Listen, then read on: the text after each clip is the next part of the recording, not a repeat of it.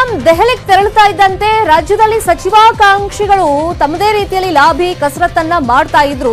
ಅಲ್ಲಿಂದ ಏನ್ ಸಂದೇಶ ಬರುತ್ತಪ್ಪ, ಲಿಸ್ಟ್ ಅಲ್ಲಿ ಯಾರೆಲ್ಲ ಹೆಸರಿರುತ್ತೆ ಅನ್ನೋ ಕುತೂಹಲ ಸಹಜವಾಗಿತ್ತು. ಆದರೆ ಒಂದು ತಿಂಗಳು ಸಂಪುಟ ಪುನರ್ರಚನೆ ಬಗ್ಗೆ ಚರ್ಚೆ ಇಲ್ಲ ಅಂತೆ.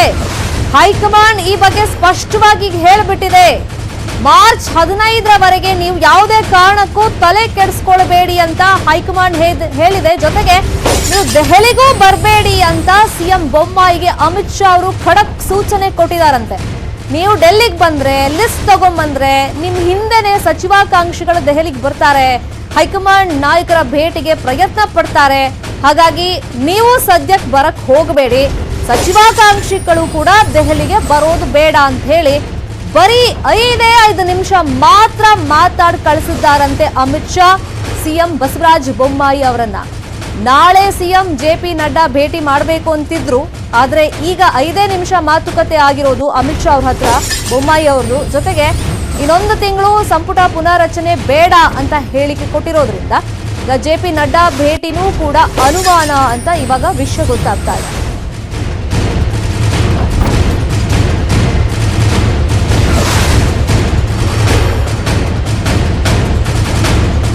ಸಂಪುಟ ವಿಸ್ತರಣೆ ಆಗುತ್ತಾ, ಪುನರ್ರಚನೆ ಆಗುತ್ತಾ ಅಂತ ಸಹಜವಾಗಿ ಕುತೂಹಲ ಇತ್ತು.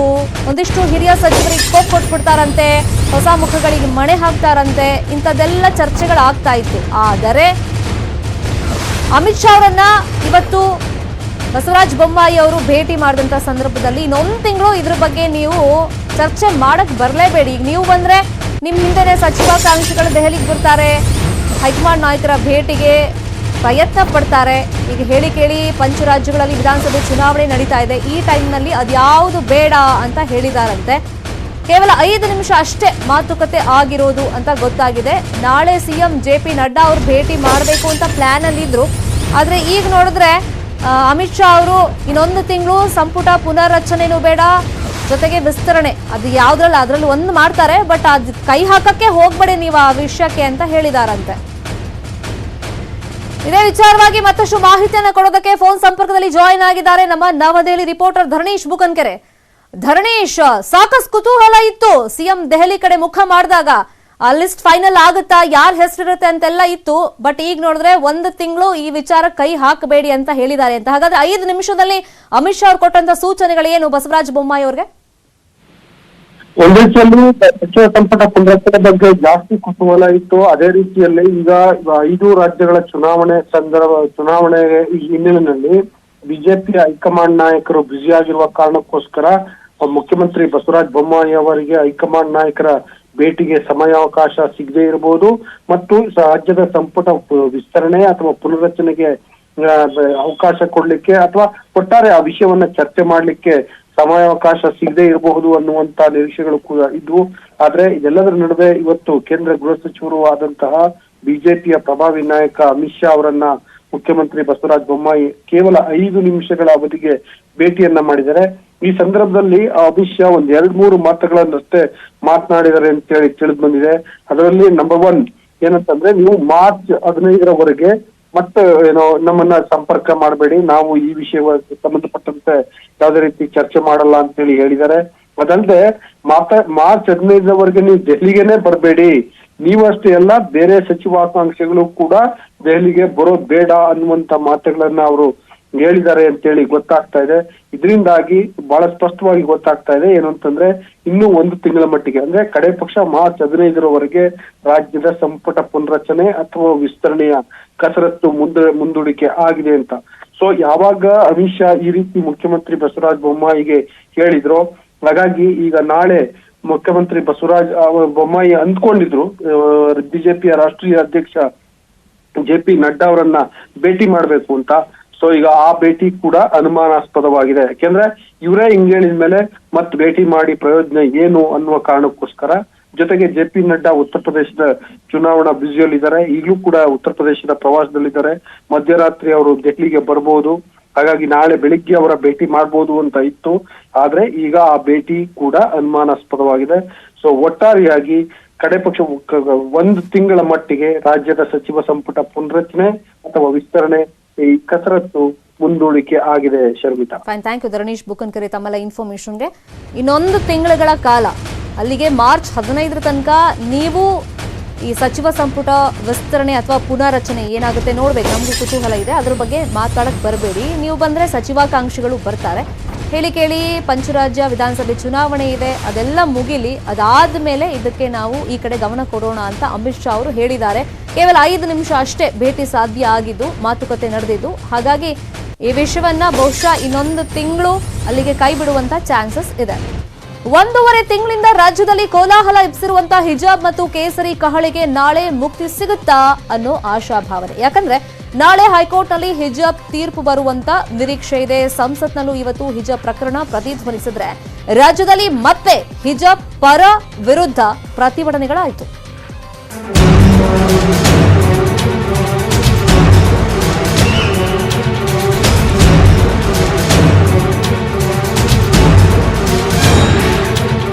ಉಡುಪಿ ವಿದ್ಯಾರ್ಥಿನಿಯರು ಹಚ್ಚಿರೋ ಹಿಜಬ್ ಕಿಚ್ಚು ಮತ್ತೆ ಇಡೀ ರಾಜ್ಯದಲ್ಲಿ ಉಗ್ರ ಸ್ವರೂಪ ಪಡೆಯುತ್ತಿದೆ. ಸರ್ಕಾರ ವಸ್ತ್ರ ಸಂಹಿತೆ ಆದೇಶ ಹೊರಡಿಸಿದ್ರೂ ಕೇಳ್ತಿಲ್ಲ. ಈಗ ಹೈಕೋರ್ಟ್ ಏನು ತೀರ್ಪು ಕೊಡುತ್ತೆ ಅನ್ನೋ ಕುತೂಹಲ. ಯಾಕಂದ್ರೆ ನಾಳೆ ಹೈಕೋರ್ಟ್ನಲ್ಲಿ ಉಡುಪಿ ವಿದ್ಯಾರ್ಥಿನಿಯರು ಹಿಜಬ್ಗೆ ಅವಕಾಶ ಕೋರಿ ಹಾಕಿರೋ ಅರ್ಜಿ ವಿಚಾರಣೆಗೆ ಬರಲಿದೆ.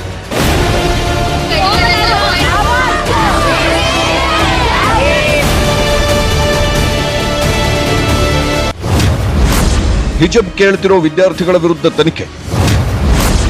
8 ಸಾಕ್ಷಿಗಳನ್ನು ರೆಡಿ ಮಾಡಿದ್ಯಂತೆ ಪೊಲೀಸ್ ಇಲಾಖೆ. ಆರ್ಟಿಕಲ್ 25 ಅಲ್ಲಿ ಏನು ಹಕ್ಕಿದೆ, ಸರ್ಕಾರಕ್ಕೆ ಏನು ಹಕ್ಕಿದೆ ಅಂತ ಅದರಲ್ಲೇ ಬರೆದಿದೆ, ಅದು ಹೇಳ್ತಿದ್ದು. ಆದರೆ ಆ ಗಿಳಿಪಾಠ ಹೇಳಿಕೊಟ್ಟದನ್ನು ಅವ್ರು ಮಾಡ್ತಾ ಇದ್ದಾರೆ. ಅಂದರೆ ಆ ಮಕ್ಕಳ ಮೇಲೆ ಆ್ಯಕ್ಷನ್ ಮಾಡಬೇಕು ಅಂತ ನಾನು ಹೇಳಲ್ಲ, ಅವರು ಮುಗ್ದು. ಆದರೆ ಆ ಮಕ್ಕಳು ಯಾರ್ಯಾರ ಸಂಪರ್ಕದಲ್ಲಿದ್ದಾರೆ, ಮಕ್ಕಳ ತಂದೆ ತಾಯಿಯವರು ಯಾರ ಸಂಪರ್ಕದಲ್ಲಿದ್ದಾರೆ, ಎಲ್ಲೆಲ್ಲಿ ಸಭೆಗಳಾಗಿದೆ, ಗುಪ್ತ ಸಭೆಗಳು ಎಲ್ಲೆಲ್ಲಿ ಆಗಿದೆ, ಎಲ್ಲೆಲ್ಲಿ ಟ್ರೈನಿಂಗ್ ಆಗಿದೆ ಆ ಮಕ್ಕಳಿಗೆ, ಇದೆಲ್ಲವೂ ಹೊರಗೆ ಬರಬೇಕು. ಅದಕ್ಕೆ ತನಿಖೆಗಳು ಖಂಡಿತವಾಗಿಯೂ ದೊಡ್ಡ ಮಟ್ಟ ಎಲ್ಲ ಇರ್ತದಲ್ಲ. ಈಗ ಒಂದು ಮೊಬೈಲ್ ಟವರನ್ನು ನೋಡಿದರೆ ಮಕ್ಕಳು ಎಲ್ಲೆಲ್ಲಿ ಅವರ ಇದನ್ನು ತೆಗೆದರೆ, ಯಾರು ಮೊಬೈಲ್ನ ಡೀಟೇಲ್ಸ್ ತೆಗೆದ್ರೆ ಯಾರ್ಯಾರು ಹೋಗಿದ್ದಾರೆ, ಎಲ್ಲೆಲ್ಲಿ ಬಂದರು, ಅವ್ರನ್ನ ಯಾರ್ಯಾರ ಸಂಪರ್ಕ ಅದು ಇಡೀ ಡೀಟೇಲ್ಸ್ ಸಿಗ್ತದೆ. ಅದೆಲ್ಲವನ್ನ ಪೊಲೀಸ್ ಇಲಾಖೆ ತನಿಖೆ ಮಾಡಬೇಕು ಅಂತ ನಾನು ಇಡೀ ರಾಜ್ಯದ ಅನೇಕ ಕಡೆಗಳಲ್ಲಿ ಎಲ್ಲೋ ಯಾವುದೋ ಒಂದು ಕಾಣದ ಶಕ್ತಿ ಇದ್ರ ಹಿಂದಕ್ಕೆ ಕೆಲಸ ಮಾಡ್ತಾ ಇದೆ ಅಂತ ಹೇಳಿ ನಮಗೂ ಕೂಡ ಅನುಮಾನ ಬಂದಿದೆ.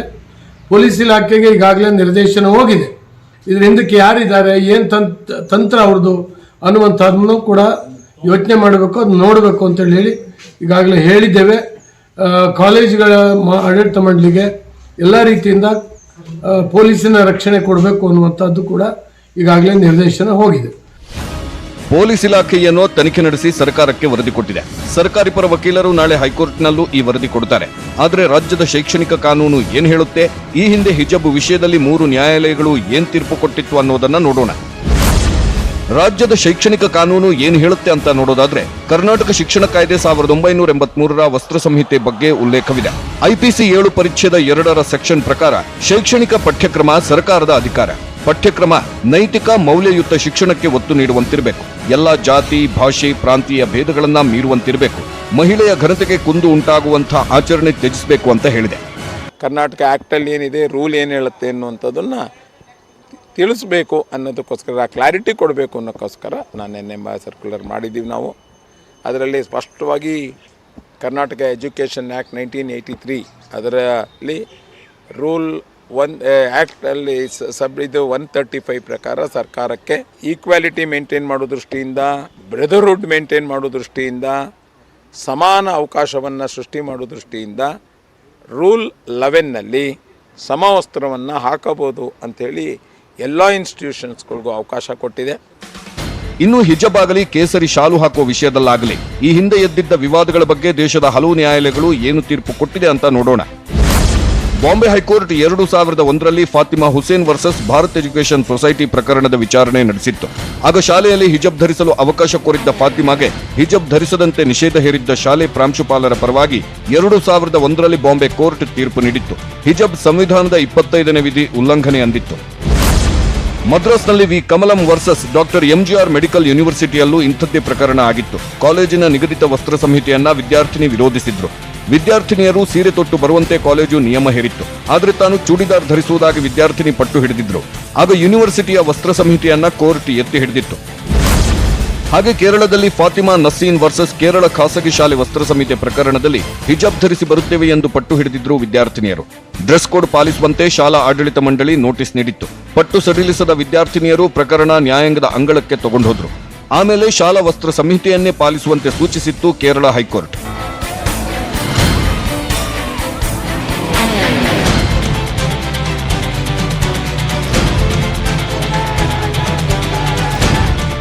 ನಾಳೆ ಕರ್ನಾಟಕ ಹೈಕೋರ್ಟ್ನಲ್ಲಿ ಈ ಎಲ್ಲ ತೀರ್ಪುಗಳನ್ನು ಉಲ್ಲೇಖಿಸಿ ಸರ್ಕಾರ ಹಿಜಾಬ್ ವಿರುದ್ಧ ಧ್ವನಿ ಎತ್ತಲು ತಯಾರಿ ಮಾಡಿಕೊಂಡಿದೆ. ಹೀಗಾಗಿ ರಾಜಕಾರಣಿಗಳು ಹೈಕೋರ್ಟ್ ತೀರ್ಪಿಗೆ ಎದುರು ನೋಡುತ್ತಿದ್ದಾರೆ.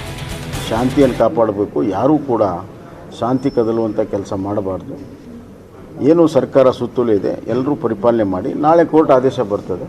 ಅದಾದಮೇಲೆ ಮುಂದೆ ಯಾವ ರೀತಿ ಕ್ರಮಗಳನ್ನು ತೆಗೆದುಕೋಬೇಕನ್ನುವಂಥ ತೀರ್ಮಾನವನ್ನು ನಾವು ಮಾಡ್ತೀವಿ. ಕೇಸರಿ ಶಾಲೆ ಹಾಕ್ಸೋದು ಕಳಿಸೋದು ಇದೆಯಲ್ಲ, ಅದು ರಾಜಕೀಯ. ಇದು ಇವರು ನಾವು ಹಿಜಾಬನ್ನ ಭಾಳ ವರ್ಷಗಳಿಂದ ಅದನ್ನು ಇವ್ರು ಯಾಕೆ ಈಗ ಅದ್ರಿಂದ ತೊಂದರೆ ಏನು, ಈಗ ಹಿಜಾಬ್ ಹಾಕಬರ್ತಾರೆ ಅಂತ ಇಟ್ಕೊಂಡು ತೊಂದರೆ ಏನು ಇವರಿಗೆ? ಮಕ್ಕಳ ಮೇಲೆ ಏನಾದ್ರು ದುಷ್ಪರಿಣಾಮ ಬೀರ್ತದ? ಓಟ್ಗೋಸ್ಕರ ರಾಜಕೀಯ ಮಾಡ್ತಾ ಇದ್ದಾರೆ. ಏಕಾಏಕಿಯಾಗಿ ಒಂದು ಆದೇಶನ ಹೊರಡಿಸಿದ್ದಾರೆ ನಿರ್ದೇಶಕರು. ಪದವಿ ಪೂರ್ವ ಇಲಾಖೆ ಇದು ಕಾನೂನು ಬಾಹಿರವಾದಂತಹ ಆದೇಶ ಅಂತ ಹೇಳುವಂತಹ ಕಾರಣಕ್ಕೆ ಅವ್ರನ್ನ ವರ್ಗಾವಣೆ ಕೂಡ ಮಾಡಿದ್ದಾರೆ. ಈಗ 14ನೇ ತಾರೀಕಿಂದ ಅಸೆಂಬ್ಲಿನೂ ಪ್ರಾರಂಭ ಆಗುತ್ತೆ. ನಾನು ಸರ್ಕಾರದ ಗಮನ ಸೆಳೆಯುವಂತ ಕೆಲಸ ಕೂಡ ನಾನು ಮಾಡ್ತೇನೆ. ನೀವು ಅವರಿಗೆ ಸ್ಟಾಪ್ ಮಾಡಬೇಕು, ಇಲ್ಲದ ನಮಗೆ ಶಾಲ್ ಹಾಕ್ಲಿಕ್ಕೆ ಅವಕಾಶ ಕೊಡಬೇಕಂತ ಕೇಳಿದಾಗ ಆ ಯುವಕರಿಗೆ ಒಂದು ಸಂದೇಶ ಮಾಡಿ ಬುದ್ಧಿಯಲ್ಲಿ ಆ ಯುವಕರನ್ನು ಸರಿಪಡಿಸಬೇಕು. ಅದನ್ನು ಮಾಡದೆ ಹಿಂದಿಂದ ಬಂದಂತ ವಿದ್ಯಾರ್ಥಿ ಒಂದು ಏನು ಶಿರವಸ್ತ್ರ ವಹಿಸಿಕೊಂಡು ಬರ್ತಾ ಇದ್ರ ಅದನ್ನು ಏಕೆ ನಿಲ್ಲಿಸೋದು ತಪ್ಪು. ಅದರಿಂದ ಆಗುವಂತ ಸಮಸ್ಯೆ. ಹೈಕೋರ್ಟ್ ಏನೇ ತೀರ್ಪು ನೀಡಿದ್ರು ನಾವು ಹಿಜಾಬ್ ತೆಗೆಯಲ್ಲ ಅಂತಾನೂ ಕೆಲವು ವಿದ್ಯಾರ್ಥಿನಿಯರು ಹಠಕ್ಕೆ ಬಿದ್ದಿದ್ದಾರೆ. ನಮಗೆ ನಮ್ಮ ಹಿಜಾಬ್ ಬೇಕು ಅಷ್ಟೇ, ಮತ್ತೇನು. ನಮ್ಗೆ ಹಿಜಾಬು ಬೇಕು, ನಮ್ಮ ಎಜುಕೇಶನ್ ಬೇಕು ಅಷ್ಟೇ. ನಮ್ಗೆ ಇಷ್ಟ ತನಕ ಹೈಕೋರ್ಟ್ನ ಏನು ಆನ್ಸರ್ಗೆ ನಾವು ಕಾಯ್ತಿರ್ತೀವಿ ಅಷ್ಟೇ. ಹೌದು, ಇಷ್ಟು ವರ್ಷದಿಂದ ಎಜುಕೇಶನ್ ಹಿಜಾಬ್ ಮಾಡ್ಕೊಂಡೆ ನಮ್ಮ ಸೀನಿಯರ್ ಎಲ್ಲ ಕಲ್ತಿದ್ದಾರ. ನಾವು ಹಾಗೆ ಕಲಿತೀವಿ ಸರ್ ಅಂತ ಹೇಳಿದ್ವಿ. ನಾವು ಅದೇ ಹೈಕೋರ್ಟಿಂದ ಆರ್ಡರ್ ಬರೋ ತನಕ ವೇಟ್ ಮಾಡ್ತೀವಿ ಹಿಜಾಬ್ ಬಗ್ಗೆ. ನಮ್ಮ ಹಕ್ಕುಗಳನ್ನ ಅವ್ರು ಕೊಡ್ತಾರೆ ಅಂತ. ಇದು ನಮ್ಮ ಹಕ್ಕು ಸರ್, ಇದು ನಮ್ಗೆ ಬೇಕೇ ಬೇಕು. ನಾವು ಸತ್ರು ಪರವಾಗಿಲ್ಲ, ಆದ್ರೆ ಇದು ನಮ್ಮ ಹಕ್ಕು ಬೇಕೇ ಬೇಕು. ಈ ಮಧ್ಯೆ ರಾಜ್ಯದ ಹಲವು ಜಿಲ್ಲೆಗಳಲ್ಲಿ ಇವತ್ತು ಹಿಜಾಬ್ ವರ್ಸಸ್ ಕೇಸರಿ ಸಮರ ತಾರಕಕ್ಕೇರಿತ್ತು. ಕೋಲಾರದಲ್ಲಿ ಪ್ರತಿಭಟನೆ ಗಲಾಟೆ ಸ್ವರೂಪ ಪಡೆಯಿತು. ದಾವಣಗೆರೆಯಲ್ಲಿ ಶಾಸಕರು ಮನವೊಲಿಸಿದ್ರು. ಶಾಸಕ ರೇಣುಕಾಚಾರ್ಯಗೆ ಆವಾಜ್ ಹಾಕಿದ್ರು.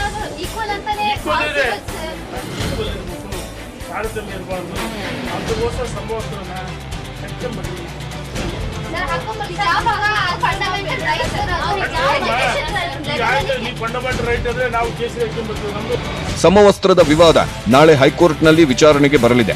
ಕೋರ್ಟ್ ತೀರ್ಪು ಏನ್ ಬರುತ್ತೆ ಅನ್ನೋದೇ ಈಗಿರುವ ಕುತೂಹಲ. Bureau report, news 18 Kannada. ಮತ್ತಷ್ಟು ಸುದ್ದಿ ನೋಡೋಣ, ಬ್ರೇಕ್ ಆದ.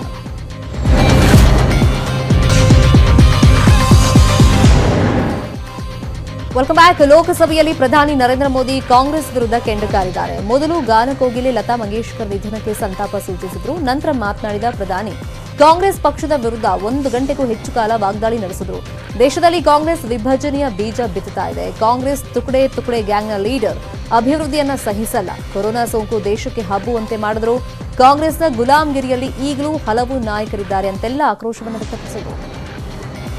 नागालैंड के लोगों ने, ओडिशा ने 1995 में, गोवा में 1994 में, 88 में, त्रिपुरा में, पश्चिम बंगाल में, वहां के लोगों ने 1972 में तमिलनाडु, तेलंगाना बनाने का श्रेय लेते हैं, लेकिन तेलंगाना बनने के बाद भी वहां की जनता ने आपको स्वीकार नहीं किया. अब आप खड़े ही हो गए हैं तो मैं नाम देकर के बोलना चाहता हूं. इस कोरोना काल में कांग्रेस ने तो हद कर दी. प्लीज, पहली लहर के दौरान मैंने देश जब पर्याप्त अवसर दिया था, लॉकडाउन का पालन कर रहा था, तब कांग्रेस के लोगों ने क्या किया? मुंबई के रेलवे स्टेशन पर खड़े रह करके मुंबई छोड़कर जाने के लिए प्रोत्साहित करने के लिए मुंबई में श्रमिकों को टिकट दिया गया, मुफ्त में टिकट दिया गया, लोगों को प्रेरित किया गया कि जाओ महाराष्ट्र में हमारे पर जो बोझ है वो जरा कम हो, और जाओ, तुम उत्तर प्रदेश के हो, तुम बिहार के हो, जाओ वहां कोरोना फैलाओ। आपने ये बहुत बड़ा पाप किया, अफरा तफरी का माहौल खड़ा कर दिया।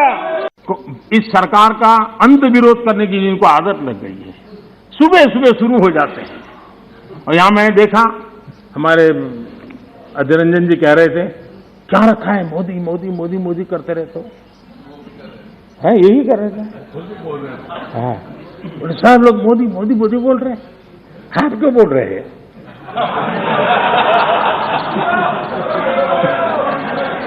आप लोग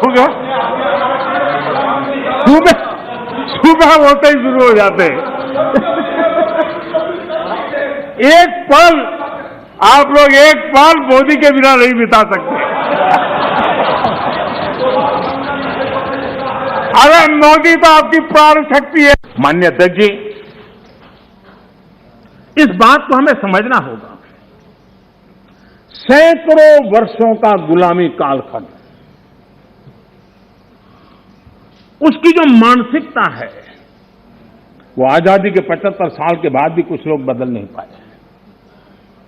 ये गुलामी की मानसिकता किसी भी राष्ट्र की प्रगति के लिए बहुत बड़ा संकट होती है। लेकिन माननीय अध्यक्ष जी, आज देश का मैं एक चित्र देखता हूं, एक ऐसा समुदाय, एक ऐसा वर्ग है, आज भी वो गुलामी की मानसिकता में जीता है। आज भी 19वीं सदी के काम, उस सोच, उसी में जकड़ा हुआ है।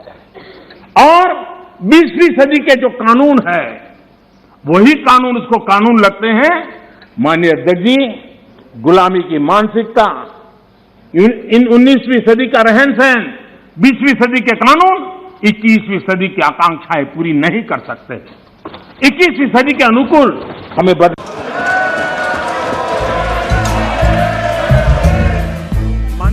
माननीय अध्यक्ष जी, माननीय अध्यक्ष जी,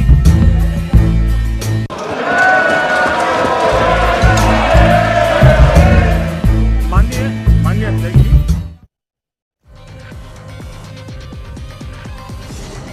ಜನಪ್ರತಿನಿಧಿಗಳಿಗೂ ಈ ವಿವಾದಗಳಿಗೂ ಬಿಡಿಸಲಾರದ ನಂಟು. ಈ ವಿವಾದಕ್ಕೆ ಹೊಸ ಸೇರ್ಪಡೆ ಸೇಡಂ ಕ್ಷೇತ್ರದ ಬಿಜೆಪಿ ಶಾಸಕ ರಾಜ್ಕುಮಾರ್ ತೇಲ್ಗೂರು. 2 ಕೋಟಿ ಹಣಕ್ಕೆ ಮಹಿಳೆ ಬ್ಲಾಕ್ ಮೇಲ್ ಮಾಡಿದ್ದಾರೆ ಅಂತ ಇವ್ರು ದೂರು ಕೊಟ್ರೆ, ನನ್ನ ಮಗನಿಗೆ ಶಾಸಕರೇ ಅಪ್ಪ ಅಂತ ಮಹಿಳೆ ಪ್ರತಿ ದೂರನ್ನ ಕೊಟ್ಟಿದ್ದಾರೆ. 2 ಕೋಟಿಗೆ ಮಹಿಳೆಯಿಂದ ಬ್ಲಾಕ್ ಮೇಲ್ ಆಯ್ತಂತೆ. ಬಿಜೆಪಿ ಪಕ್ಷದ ಸೇಡಂ ಶಾಸಕ ರಾಜ್ಕುಮಾರ್ ದೂರು. ಸೇಡಂ ಕ್ಷೇತ್ರದ ಬಿಜೆಪಿ ಶಾಸಕ ರಾಜ್ಕುಮಾರ್ ತೇಲ್ಕೂರ್ ಅವರ 14 ವರ್ಷದ ಪ್ರೇಮ್ ಕಹಾನಿ ಕತೆ ಈಗ ಬ್ಲಾಕ್ ಮೇಲ್ ಕೇಸ್ ಆಗಿ ಬದಲಾಗಿದೆ. ಮೊನ್ನೆ ಸಿಎಂ ಬಸವರಾಜ ಬೊಮ್ಮಾಯಿ ಫೇಸ್ಬುಕ್ ನಲ್ಲಿ ಫೋಟೋವನ್ನ ಹಾಕಿದ್ರು. ಅದಕ್ಕೆ ಕಮೆಂಟ್ ಮಾಡಿದಂತ ಮಹಿಳೆ, ನಿಮ್ಮ ಹಿಂದೆ ಕೂತಿರುವಂತ ಸೇಡಂ ಶಾಸಕ ರಾಜ್ಕುಮಾರ್ ಪಾಟೀಲ್ ನಿಂದ ಮೋಸ ಹೋದ ನೊಂದ ಮಹಿಳೆ. ನನಗೆ ಮತ್ತು ರಾಜ್ಕುಮಾರ್ ಪಾಟೀಲ್ಗೆ ಹುಟ್ಟಿರುವಂತ ಮಗುವಿದೆ, ಆ ಮಗುವಿಗೆ ನ್ಯಾಯ ಬೇಕು ಎಂದು ಕಮೆಂಟ್ ಮಾಡಿದ್ರು. ಇದರ ಬೆನ್ನಲ್ಲೇ ಶಾಸಕ ರಾಜ್ಕುಮಾರ್ ಪಾಟೀಲ್ಗೆ ಬಿಸಿ ತಟ್ಟಿದೆ ಅಂತ ಕಾಣಿಸುತ್ತೆ. ಫೆಬ್ರವರಿ 5ಕ್ಕೆ ವಿಧಾನಸೌಧ ಠಾಣೆಯಲ್ಲಿ ಶಾಸಕರು ಆ ಮಹಿಳೆ 2 ಕೋಟಿ ಹಣಕ್ಕೆ ಬ್ಲಾಕ್ ಮೇಲ್ ಮಾಡ್ತಿದ್ದಾರೆ, ಜಮೀನು ವಿವಾದ ಮತ್ತು ಮಹಿಳೆ ಮಗನ ಶಿಕ್ಷಣಕ್ಕಾಗಿ ನೆರವನ್ನ ಕೇಳಿದ್ರು. ಈಗ ಸುಳ್ಳು ಆಪಾದನೆ ಮಾಡಿದ್ದಾರೆ ಅಂತ ದೂರನ್ನ ನೀಡಿದ್ರು. ಆದ್ರೆ ಇವತ್ತು ಸಂತ್ರಸ್ತ ಮಹಿಳೆ ಶಾಸಕರ ಮೇಲೆ ಪ್ರತಿ ದೂರನ್ನ ಕೊಟ್ಟಿದ್ದಾರೆ.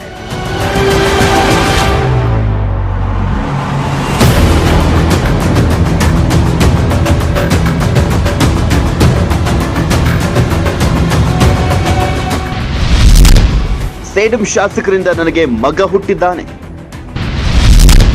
ನ್ಯಾಯ ಕೊಡಿಸಿ ಎಂದು ಮಹಿಳೆ ಪ್ರತಿದೂರು. ಇದು ಹಳೆ ಜೀವನದ ಕತೆ ಸರ್. ಇವಾಗ ನಮ್ಮ ಪಾಡಿಗೆ ನಾವು ಚೆನ್ನಾಗಿದ್ವಿ ಸರ್. ಸೇಡಂ ಶಾಸಕ ರಾಜ್ಕುಮಾರ್ ಪಾಟೀಲ್ ತೇಲ್ಕೂರ್ ಅವರಿಗೆ ನಾನು ಬ್ಲಾಕ್ ಮೇಲ್ ಮಾಡಿಲ್ಲ. ಶಾಸಕರಿಂದಲೇ ನನ್ನ ಜೀವನ ಹಾಳಾಗಿದೆ.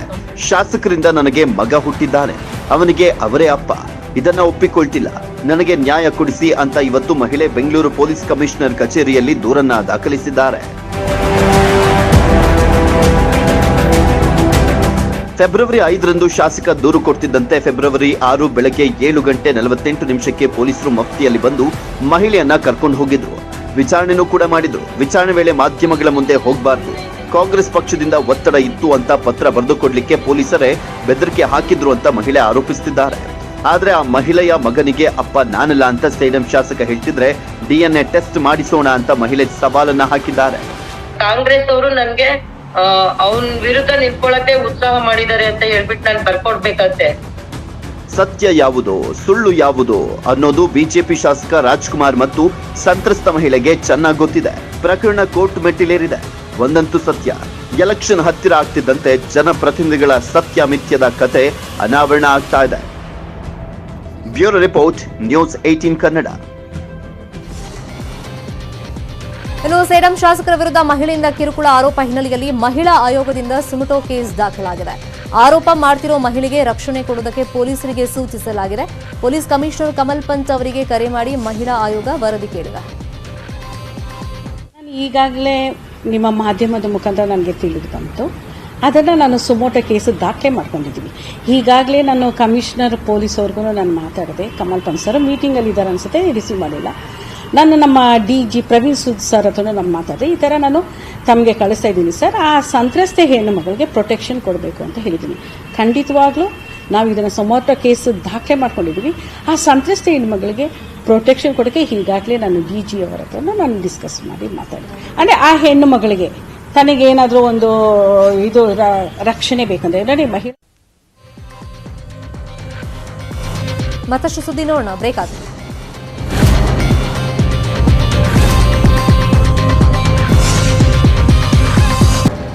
Welcome back. ಧಾರವಾಡ ಜಿಲ್ಲಾ ಪಂಚಾಯತ್ ಸದಸ್ಯ ಯೋಗೀಶ್ ಗೌಡ ಕೊಲೆ ಪ್ರಕರಣ ಸಂಬಂಧ ಮಾಜಿ ಸಚಿವ ವಿನಯ್ ಕುಲಕರ್ಣಿಗೆ ಭಾರೀ ಹಿನ್ನಡೆಯಾಗಿದೆ. ಸಿಬಿಐ ತನಿಖೆಯ ಆದೇಶ ಪ್ರಶ್ನಿಸಿ ಸಲ್ಲಿಸಿದ್ದ ಅರ್ಜಿ ಸುಪ್ರೀಂ ಕೋರ್ಟ್ ವಜಾಗೊಳಿಸಿದೆ. ಸಿಬಿಐ ತನಿಖೆಗೆ ರಾಜ್ಯ ಸರ್ಕಾರ ಆದೇಶವನ್ನು ಪ್ರಶ್ನಿಸಿ ವಿನಯ್ ಕುಲಕರ್ಣಿ ಅರ್ಜಿ ಹಾಕಿದ್ರು. ಈಗ ಸುಪ್ರೀಂ ಕೋರ್ಟ್ ವಿನಯ್ ಕುಲಕರ್ಣಿ ಅರ್ಜಿಯನ್ನ ವಜಾಗೊಳಿಸಿದೆ.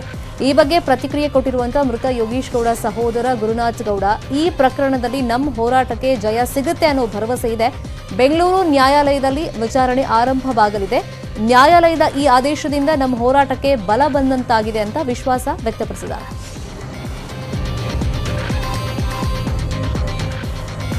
ಇದೀಗ ಇತರೆ ಪ್ರಮುಖ ಸುದ್ದಿ ನೋಡೋಣ ಎಕ್ಸ್‌ಪ್ರೆಸ್ 18 ನಲ್ಲಿ. ರಾಜ್ಯದಲ್ಲಿ ಇಂದು 6151 ಕೊರೋನಾ ಕೇಸ್ ದಾಖಲಾಗಿದೆ. ಒಂದೇ ದಿನ ರಾಜ್ಯದಲ್ಲಿ 49 ಮಂದಿ ಕೊರೋನಾ ಸೋಂಕಿತರು ಮೃತಪಟ್ಟಿದ್ದಾರೆ. 24 ಗಂಟೆಗಳಲ್ಲಿ 16,802 ಮಂದಿ ವಿವಿಧ ಆಸ್ಪತ್ರೆಗಳಿಂದ ಡಿಸ್ಚಾರ್ಜ್ ಆಗಿದ್ದಾರೆ. ಮಂಡ್ಯದ ಕೆಆರ್ಎಸ್ ಗ್ರಾಮದಲ್ಲಿ ಹತ್ಯೆಯಾದ ಒಂದೇ ಕುಟುಂಬದ 5 ಸಾಮೂಹಿಕ ಅಂತ್ಯಕ್ರಿಯೆ ನೆರವೇರಿದೆ. ಮೃತ ಲಕ್ಷ್ಮಿಯ ಪತಿ ಗಂಗಾರ ಅಗ್ನಿಸ್ಪರ್ಶ ಮಾಡಿದ್ದು ಸಂಬಂಧಿಕರ ಆಕ್ರಂದನ ಮುಗಿಲು ಮುಟ್ಟಿತು.